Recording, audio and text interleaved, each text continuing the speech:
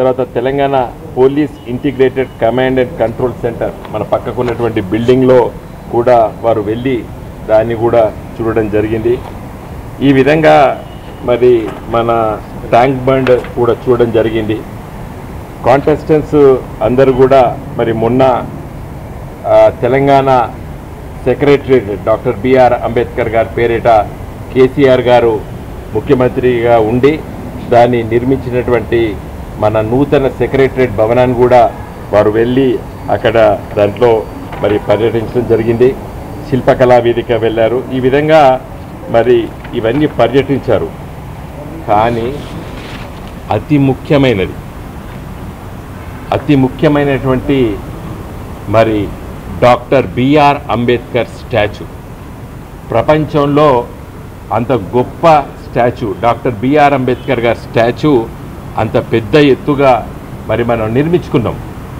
Doctor BR Ambedkar గారు మన దేశ రాజ్యాంగాన్ని రచించినటువంటి ఆ రాజ్యాంగ సభకు అధినేత.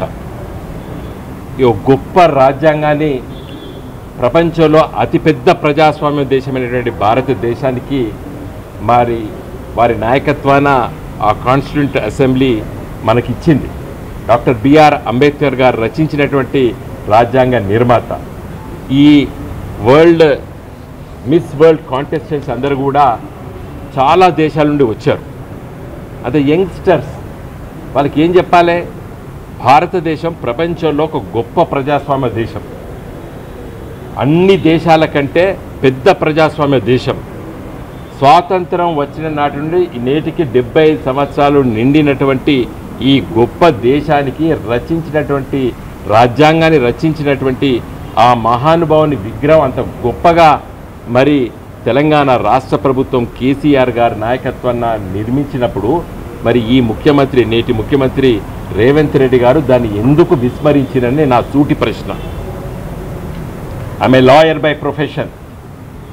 మాకు రాజ్యాంగం పట్ల, ఈ చట్టాల పట్ల ఇంత గొప్పగా ఈ దేశాన్ని ఇంత ప్రజాస్వామ్య దేశంగా తీర్చిదిద్ది అభివృద్ధి చెందుతున్న దేశంగా తీర్చిదిద్దడానికి గల కారణం మన రాజ్యాంగం. ఆ రాజ్యాంగ నిర్మాత అయినటువంటి డాక్టర్ బిఆర్ అంబేద్కర్ గారి విగ్రహము వాళ్ళు రోజు 36 సార్లు అటే తిరుగుతారు. దాన్ని ఎందుకు చూపిస్తలేవు మిస్టర్ రేవంత్ రెడ్డి గారు? నా సూటి ప్రశ్న.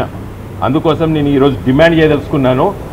ఈ ఐటనరీ మీరు ఇచ్చినటువంటి ఐటనరీ మొత్తం చూసిన దేవన ఇయ్యాలి కాకపోతే రేపు పోతారా, రేపు కాకపోతే ఎల్లుండి పోతారా, ఎల్లుండి కాకపోతే ఆవులెల్లుండి పోతారా, ఎప్పుడు పోతారని ఇంకో ఇన్ని పేపర్లు మొత్తం చూస్తే ఎక్కడ కూడా అవపడలేదు. 31వ తారీఖు నాడు గ్రాండ్ ఫినాలే ఉంది. తర్వాత 2వ తారీఖు నాడు రాజ్భవన్కి ఎవరైతే మిస్ వరల్డ్గా డిక్లేర్ అవుతారో మరి వారు మరి ఇంకా మిగతా వాళ్ళని తీసుకెళ్ళి గవర్నర్ గారితో తేనీటి విందని చెప్పి కూడా దీంట్లో ఉంది. ముగింపుది కూడా ఉన్నది. ఇన్ని పేజీలు తిరిగేస్తే కూడా నాకెక్కడ కూడా డాక్టర్ బిఆర్ అంబేద్కర్ గారి విగ్రహాన్ని చూపిస్తామని చెప్పి ఎక్కడ లేదు. కాబట్టి ఈ పత్రికలతో మిత్రులతో నేను మాట్లాడుతున్నాను. నా డిమాండ్ ఏంటంటే ఇంకా సమయం ఉంది. సమయం తీసుకొని ఈ కాంటెస్టెంట్స్, మిస్ వరల్డ్ కాంటెస్టెంట్స్ వివిధ దేశాల నుండి వచ్చారు. వాళ్ళు ఎందుకు చూడాలని అంటుండంటే వాళ్ళు they are brand ambassadors of different countries. వివిధ దేశాల నుండి వచ్చిన వాళ్ళు. కాబట్టి మన దేశానికి ఇంత గొప్ప రాజ్యాంగాన్ని రచించినటువంటి ఆ గొప్ప మహానుభావుడు డాక్టర్ బిఆర్ అంబేద్కర్ గారి విగ్రహాన్ని నువ్వు ఎందుకు చూపిస్తలేవు అని నా సూటి ప్రశ్న రేవంత్ రెడ్డి గారు. ఇంకా సమయం ఉంది. ఈ తప్పిదాన్ని మీరు దిద్దుకోవచ్చు. కాబట్టి వెంటనే ఈ 2వ తారీఖు లోపట వాళ్ళని డాక్టర్ బిఆర్ అంబేద్కర్ స్టాచ్యూని చూసే విధంగా ఏర్పాట్లు చేయాలని చెప్పి నేను డిమాండ్ చేస్తున్నాను.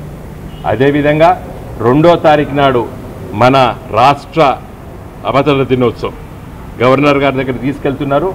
మంచిది, ఎందుకంటే మన గవర్నర్ గారు తీసుకెళ్లే ముందు అక్కడ ఉన్నటువంటి అమరజ్యోతి ఏదైతే తెలంగాణ రాష్ట్ర ఏర్పాటు కోసం 1969లో దాదాపు 360 మందిని కాల్చి చంపినటువంటి నాటి ప్రభుత్వానికి మరి అమరులైపోయారు వాళ్ళు.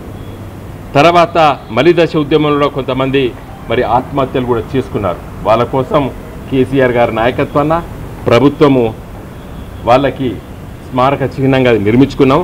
అది కూడా చాలా గొప్పగా వైభవంగా మనం నిర్మించుకున్నాం సెక్రటరియట్ ముందు.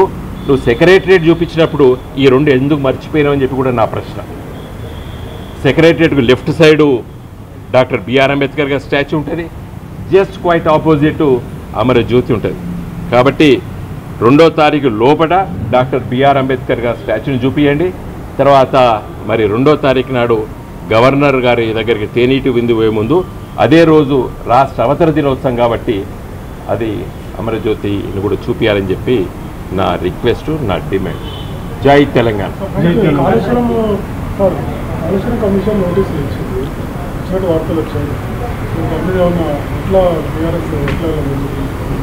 ఇప్పుడు కమిషన్ అది ఒక సమస్య పైన ఒక కమిషన్ ఏర్పాటు చేశారు.